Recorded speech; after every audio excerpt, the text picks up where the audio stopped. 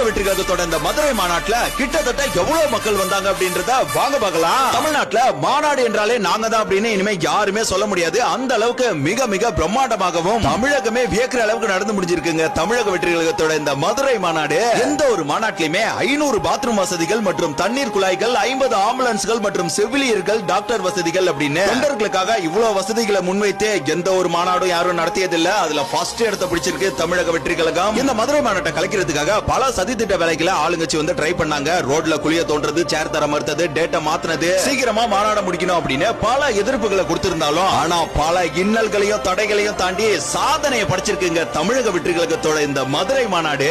இந்த மதுரை மாநாடு வந்து தொண்டர்கள் எல்லாருக்குமே 100% சாட்டிஸ்பைடா தாங்க இருந்துச்சு. காரணம் என்னன்னா எதிர்பார்ப்பை தாண்டின கூட்டமும் தளபதியோட யதார்த்தமான ஃபயர் ஸ்பீச் இருந்தாங்க.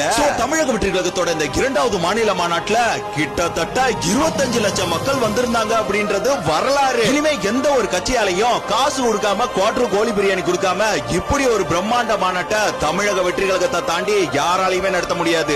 இந்த வீடியோக்கு கீழே மாநாடுனாலே இனிமே டிவிக்கே தான் அப்படின்னு மறக்காம கமெண்ட்ல சொல்லிட்டு போங்க.